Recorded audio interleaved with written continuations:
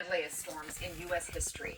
This morning, the death toll stands at 125, but officials warn that number is still likely to rise, with hundreds of people still unaccounted for. In hard-hit Asheville, North Carolina, firefighters are asking for patience as crews race to reach mountainous communities. The roads have been really turned into rubble there. Images from Asheville showing trucks turned on their sides, abandoned cars sitting as flooded street corners are still there. Businesses turned to piles. These kind of conditions right here, whenever you look down at the bottom, right there where it says 1.6 million, I figure they'll probably be able to get maybe a third of that online within the next 30 days, and maybe another third of that within the next 30 days. But then there'll be several hundred people, several thousand people that have to wait for months, absolutely months, before they can get any power. Simply because there'll be a lot of those areas that them trucks can't get up into to be able to re-pole or reline those lines, especially people that's way up in crookedy, turning roads and way up in the middle of the boonies. There'll be a lot of people that will be doing a lot of suffering, and it won't be just the initial suffering that they've went through right now, but it would be a long-term deal.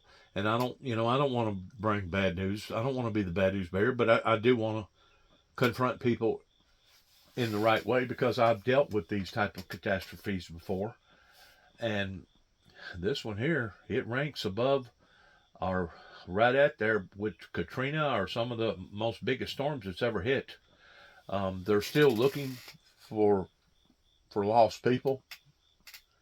Who knows if they'll find them or not. Some of them are probably buried in the mud, and they probably won't never find them. It's a horrifying situation that they're dealing with. Piles of debris.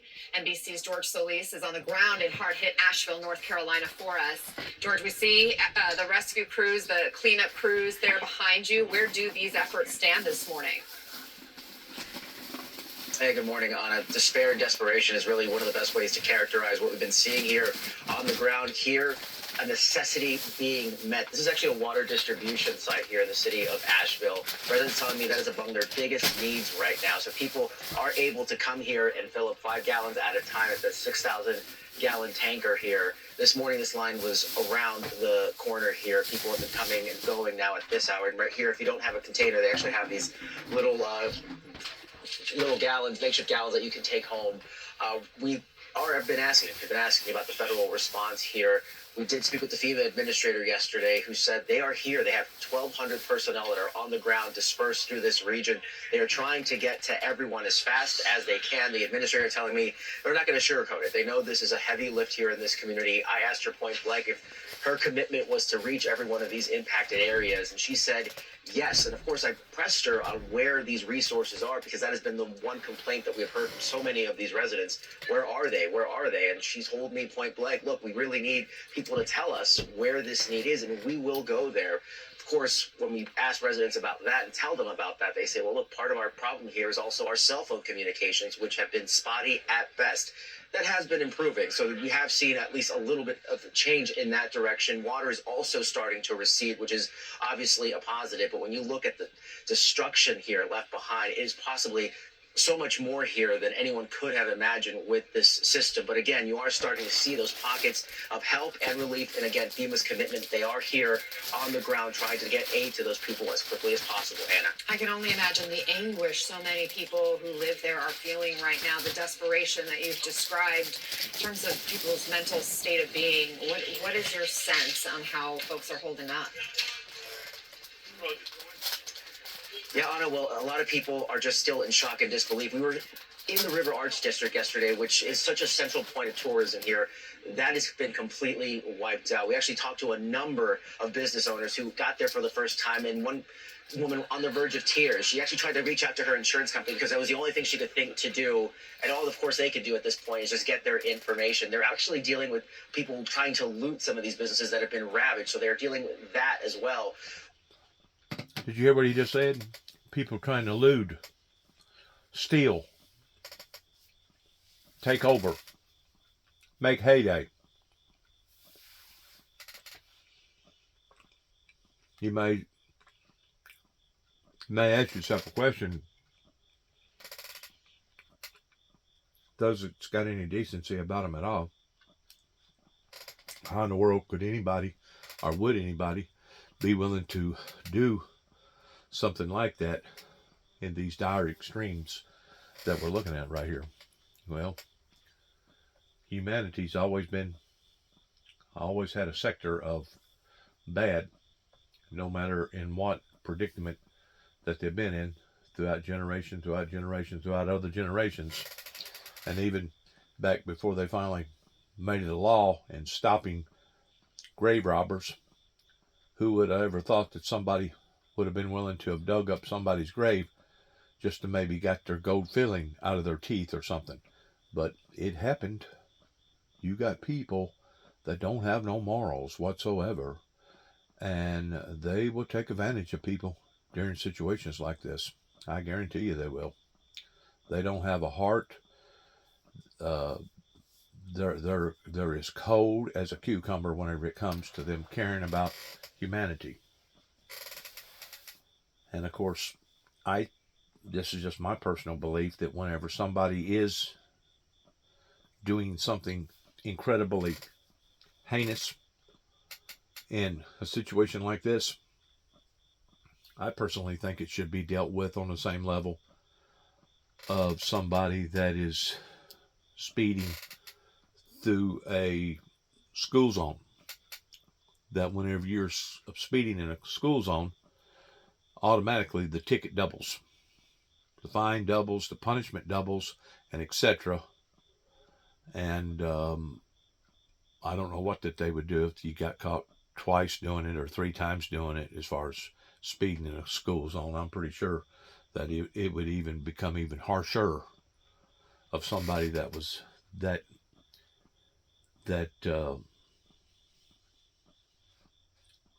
I hate to use the word stupid, but I guess that would be the appropriate word to use right here.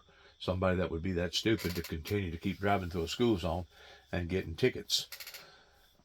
But my point is, there are certain things in life that the laws in America has delegated towards being a worser punishment.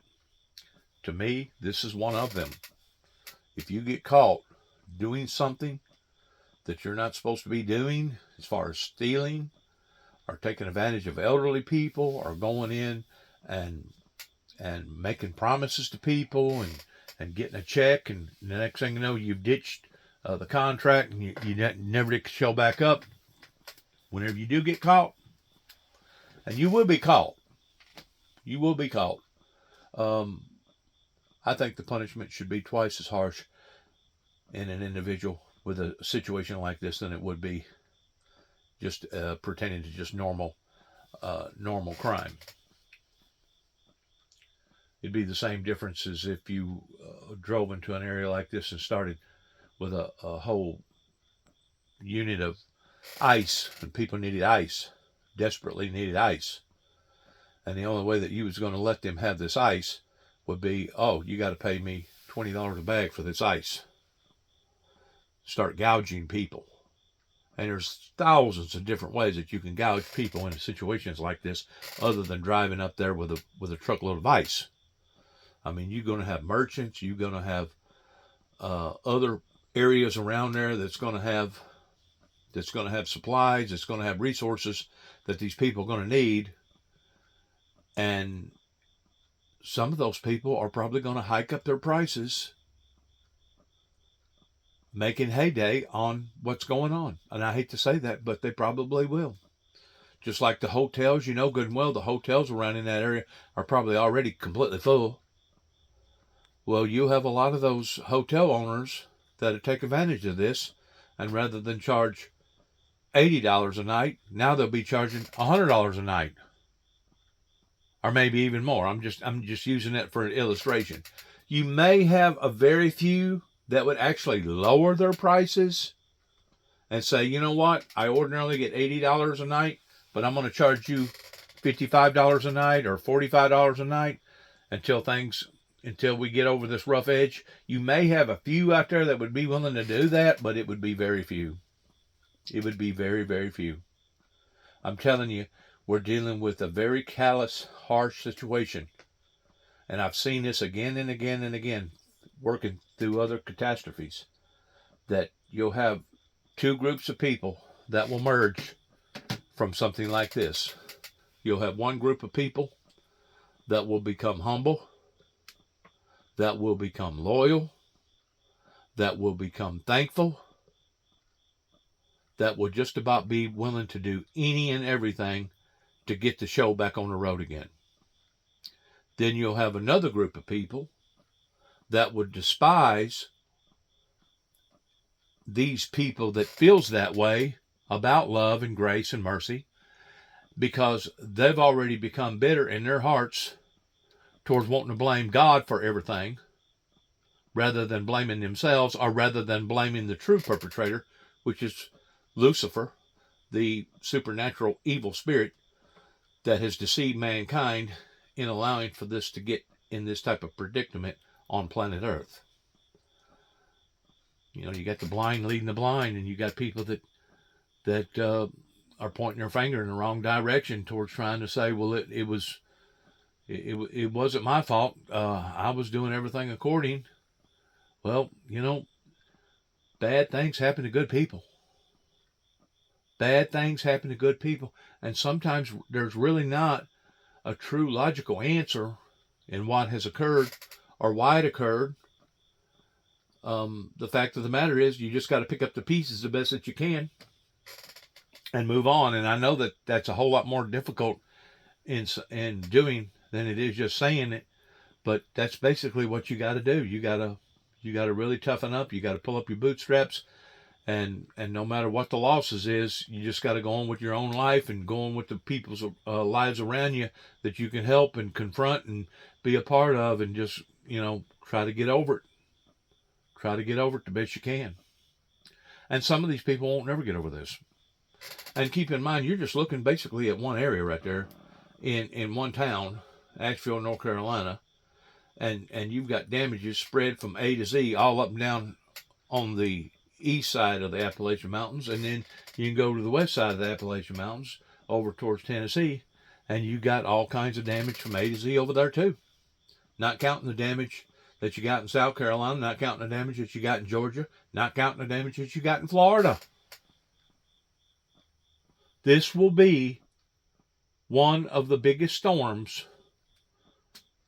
I don't know that it will be one of the biggest storms per se as far as loss of life, but it will be one of the biggest storms monetarily of being able to build back all these communities and all these towns. I don't even know if you could properly put a price tag on it right now. It's going to be in the hundreds of billions of dollars. And of course, you can't put a price tag on a human life, not in reality, regardless whether it's an elderly person or a young child. It's just, it's a complete, total, absolute, catastrophic horror right now. I was fortunate last night in Paris, Tennessee. I was getting some things at Walmart, and I bumped into some people that looked like they had about maybe 15 or 20 containers of water. And I walked up to them and I said, y'all are probably on your way with this shipment here to go to East Tennessee and help them people. And they said, yep, we sure are. And they got to talking to me, and they had already left from Asheville, North Carolina, because they was there the night that the actual storm come in. They was just basically just east of Asheville. I don't know what roads that they had to take to get back over here. They had to figure out a route some way or another. Probably had to drive 4 or 5 hours just to be able to get back on I-40, or at least 2 or 3 hours. But they was telling me that what they're not talking about is that in this storm that come, there was probably 75, 80 mile an hour winds. And they was saying that where their car was parked at the time, Was not a tree nowhere around that automobile. But yet no, when they walked up to the automobile after the storm diminished, it had indentions all over it pertaining to different pecks and stuff. And it also had pine needles. They was talking about pine needles. That it was almost like a phenomenon that up and down your door, in between your door fender and your door, was constantly full of nothing but pine needles. Up and down between the door and the second door, pine needles. Between the second door and the quarter panel, pine needles. Anywhere there was a gap, or anywhere there was a piece of chrome or a piece of plastic that a pine needle could fit underneath, they were saying that it was unlike anything that they'd ever seen before.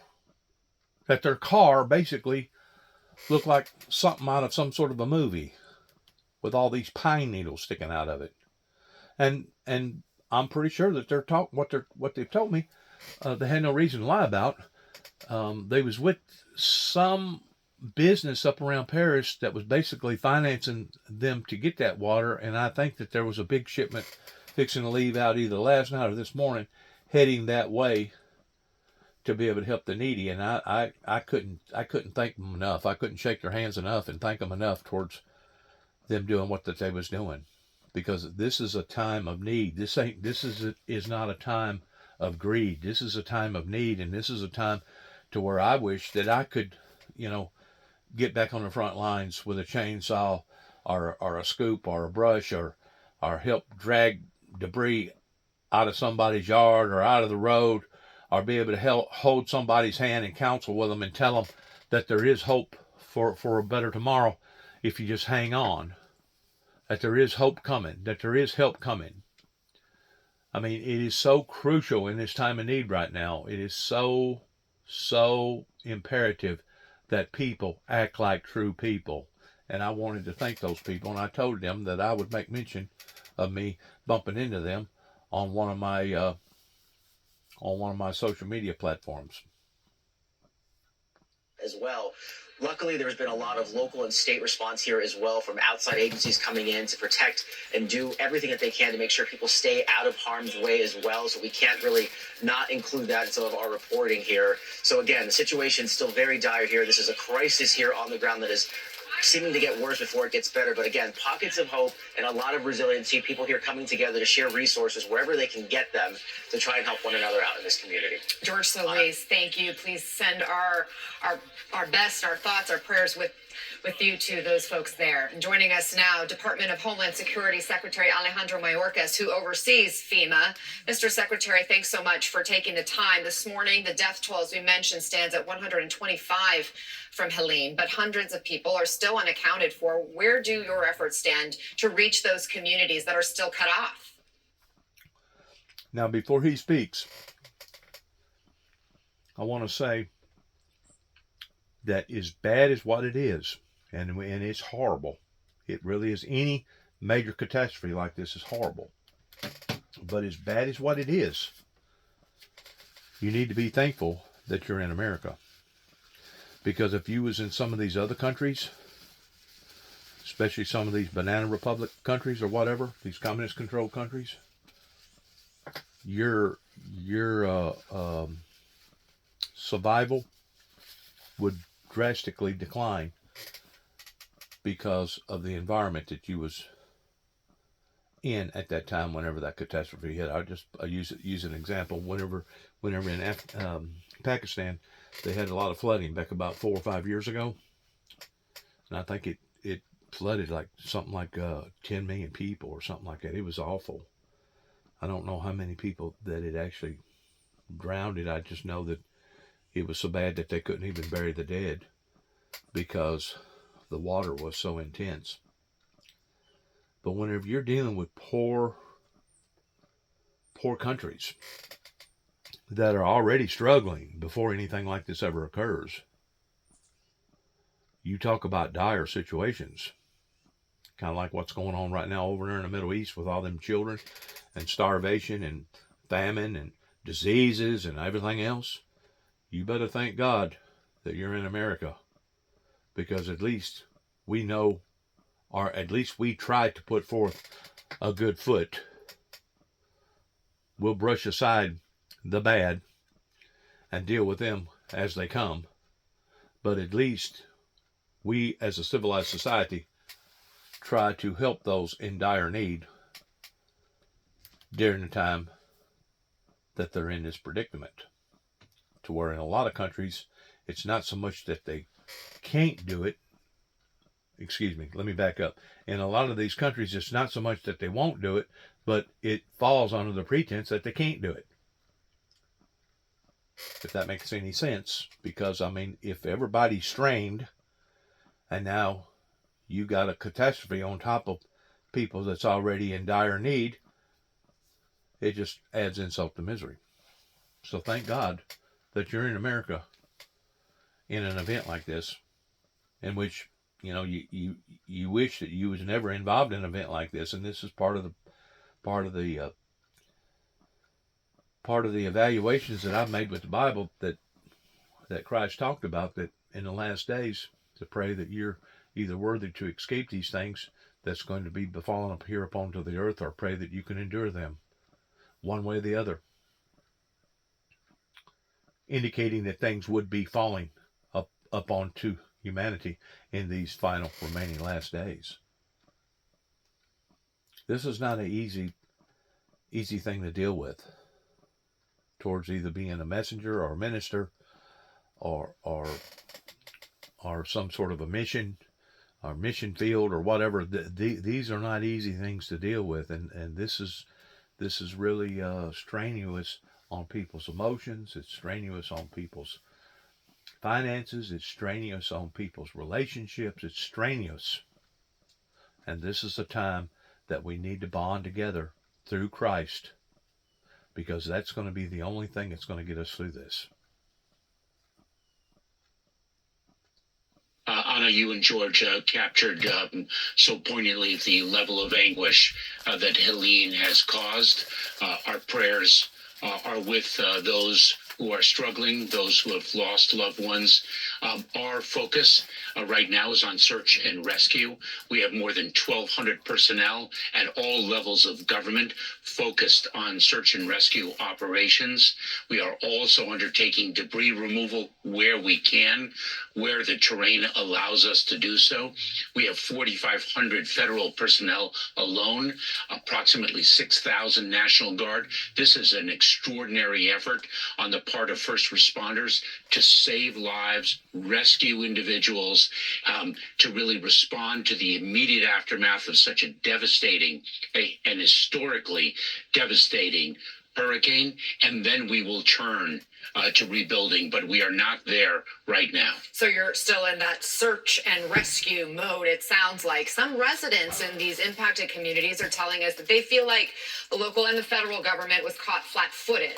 And I want to get your reaction to some of what we're hearing. There you go, that's the government. They don't care about us, you know what I mean? They care more about the damn election and all that stuff than they care about these people that just lost everything. Do you feel the people here feel abandoned? I don't know. Probably. Anyone acting like this is a surprise has not been here long enough and is not from the mountains and does not understand how water works. Mr. Secretary, how do you respond to that? Should the federal government have been better prepared to get to these isolated areas?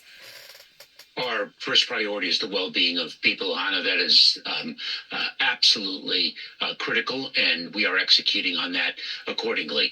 We have been speaking about the fact that the frequency and gravity of extreme weather events have only been increasing. This hurricane, Helene, is unprecedented in the amount of terrain it has devastated, and we are responding accordingly. And people should rest assured that we will be there for them. As George mentioned, Deanne Criswell, the administrator of FEMA, is on the ground in North Carolina. We are not forgetting about anyone. I hear you're reacting, but in terms of being proactive, was the federal government adequately prepared for this? We we were. The extent of devastation is very, very difficult to predict.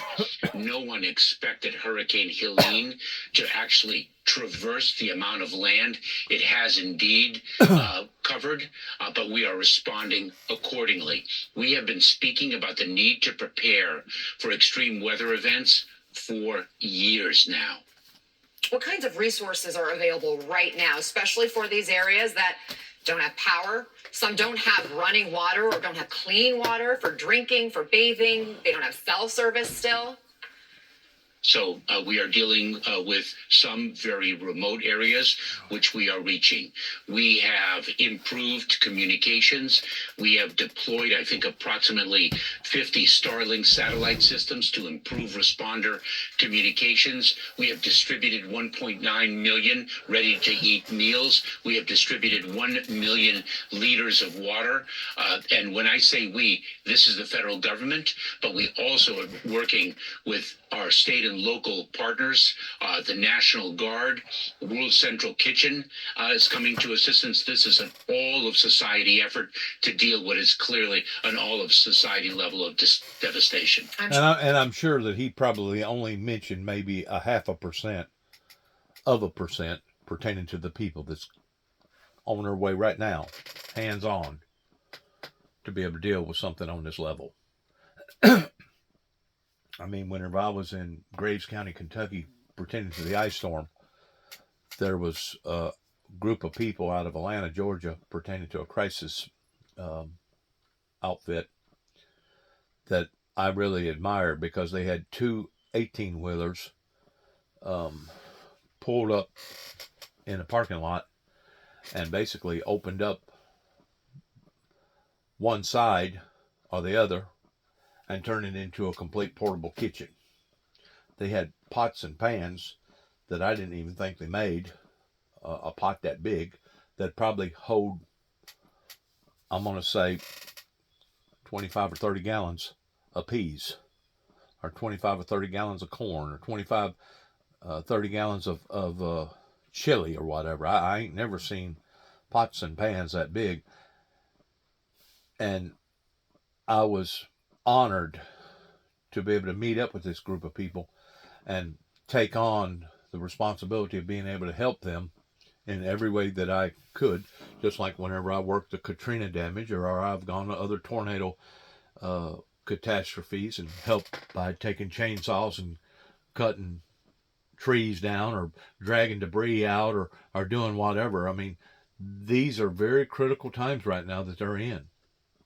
And like I said a while ago, there's some of those people up in some of them remote areas that they're going to have difficult getting up there, much less turning electricity on. Probably the best that they can do is probably rescue them through maybe a helicopter service or something. And then people will have to come back maybe 6 months to a year later to see if their house and all their belongings is still in the house, providing that their house made it. But I'm just saying, you're talking about dire circumstances that I don't know that this government has ever had to deal with on this level whenever it comes to the mountainous terrain.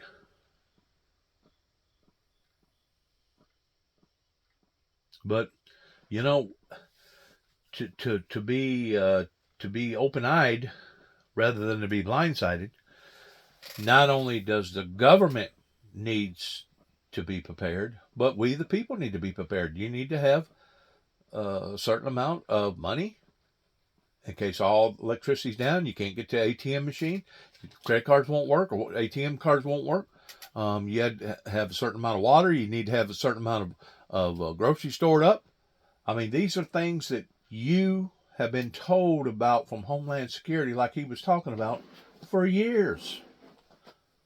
It's kind of like other things in life that we're all guilty of that we don't properly prepare for until it's upon us.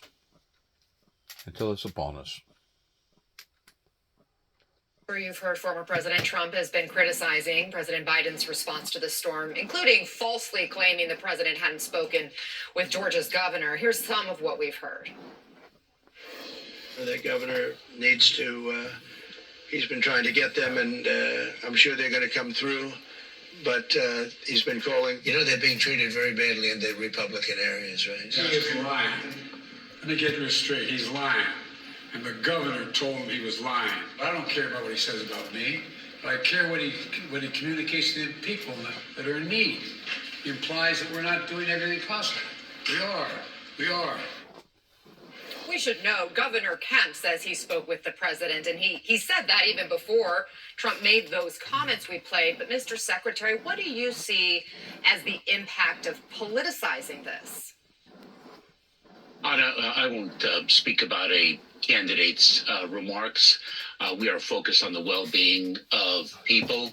We are focused on addressing the needs of individuals who've been devastated by Hurricane Helene. And a time of tragedy, it requires national unity, not the politicization of tragedy.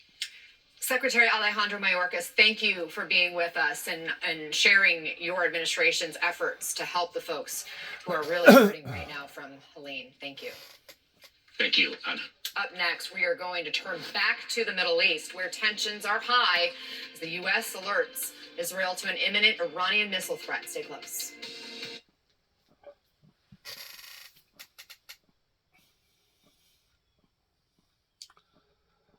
I really don't know what to say about people criticizing other people, about trying to make them look bad or saying stuff that's inaccurate.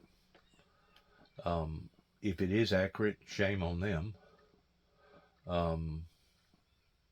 If the people that was giving out false information to the public is Launch to impact in about 12 minutes. is inaccurate about their statements that they've made, well, then shame on them. But it don't do no good in a situation like this towards trying to drag up everybody's faults and everybody's failures. About the only thing that you can do in a situation like this is pull your shirt sleeves up, pull your bootstraps up, and grin and bear it, and try to do it in a civilized way. I know it's tough. It's a lot easier said than done, but that's the extent of it. Minutes. What gets me is that you got evil still in the world that is causing havoc the same way that Mother Nature is causing. That's only adding insult to misery, and I don't get it whenever it comes to the planet of these people that want to make war. I really don't. It's, to me, it almost reaches a level of somebody that's looting and taking advantage of people after they've been crippled and they're down. It's sickening. From Iran into Israel. So they are faster and they have more firepower than maybe some of those missiles deployed in the last time we saw a direct attack from Iran into Israel back in April. How soon could this come, and are you all maneuvering differently now with this news? So last April, it was indeed a similar scenario, indeed ballistic missiles, cruise missiles and drones. And each of them have their own flight time from Iran to Israel. I'm going to move on, see what else I can catch real quick on the news. We already know what's going on over there in the Middle East. That's been going on now for almost fires some of its missiles almost much a whole closer, year. Much shorter amount of time to reach Israeli populated areas. So that's what I'm watching and I'm worried about right now. And unlike the last time. United States do. We've got plenty of military power in the region. Should we use it directly against Iran? Well, we certainly have tools to cut off Iran's funding, to cut off their oil supply, to make it hard on Iran as they continue to supply their proxies. We also have every legitimate right to attack their proxies, and particularly the Houthis in Yemen, who have and continue to fire on unarmed. What the American people don't realize when it comes to the war situation over there is that their situations over there are unlike ours, by and large, whenever it comes to survival. And their logic and their thinking is not going to, in a lot of cases, not even be similar to ours. Because in a lot of their situations that they look at, it would actually be better off dead than it would be alive. Because their situation was already dire to begin with, and now whenever you add insult to misery towards blowing up their roads and their streets and their homes and no electricity and no food and etc., I mean, it just goes from bad to worse. So you have to be able to sit down and analyze the situation over there regarding this evil entity pertaining to Hamas that has steadily, rather than want to help his people, he's actually trying to destroy his people, his own people that he claims that he's for. Now, with friends like that, you don't need enemies. But you got that type of idiocy thinking over there because that's the only thing that these people's ever been taught is death, war, destruction. I want to say good luck to all of us. May God have mercy on us all. And what we're seeing now, that's only... Tomorrow, we'll still have humid conditions and thunderstorms across Florida. That's only escalating from bad to worse, to worse, to worse, to worser, etc. The only thing that I can do as an individual is what I'm doing now, voicing my opinion, putting out this material, and hopefully somebody out there will take notice of it, and somebody out there will hear it, and somebody out there will help the Windmill Ministries missions in completing its course of what it was originally designed to do, going all the way back into the late 80s. And if not, we'll continue to suffer, and we'll continue to go deeper and deeper into this atmosphere of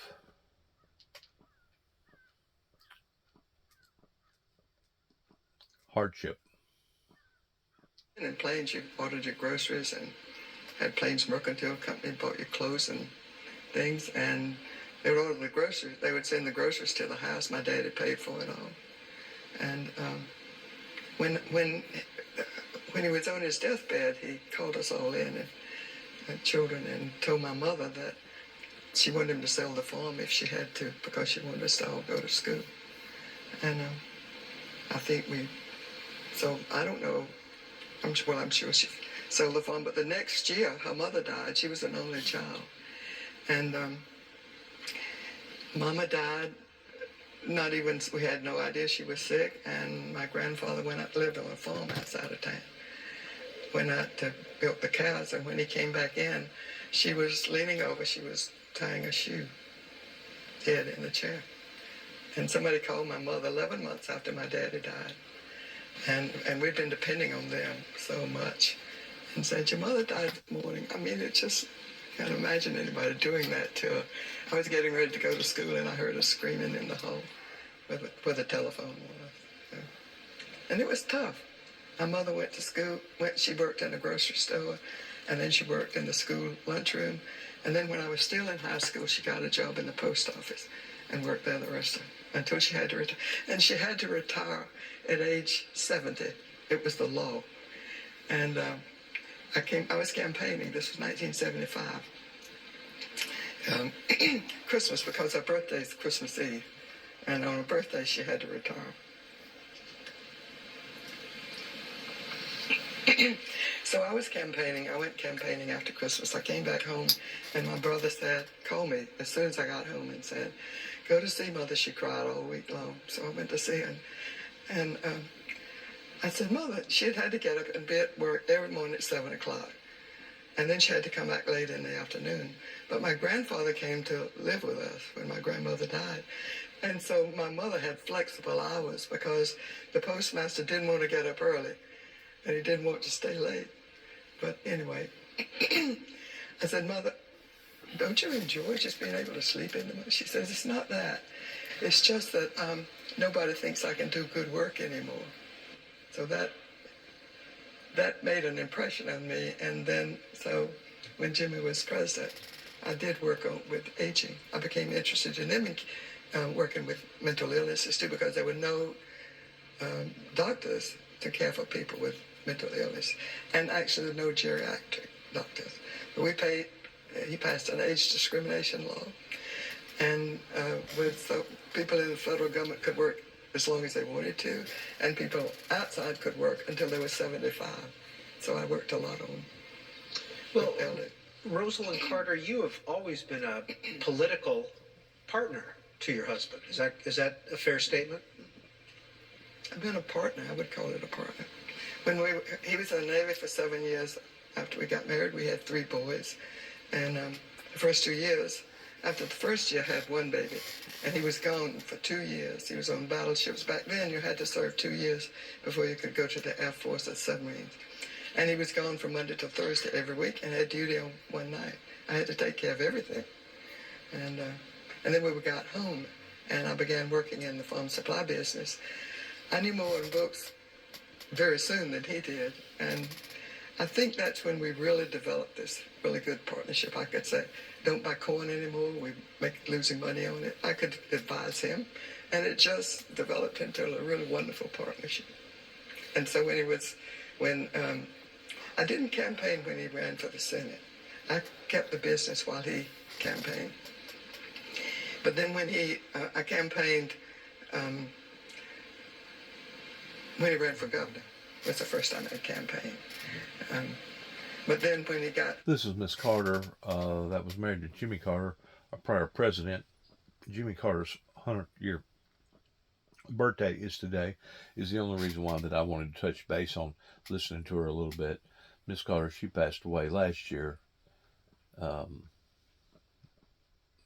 Health decline, and her husband has been basically the only American prior president that has made it to 100 years old, which tells you a little bit about their spunk. Don't everybody get to do that.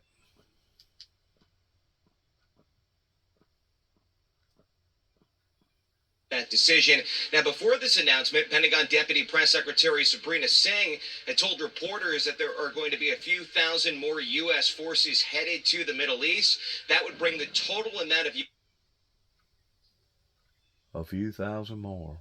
And then there'll be a few thousand more, and a few thousand more after that. It's just an endless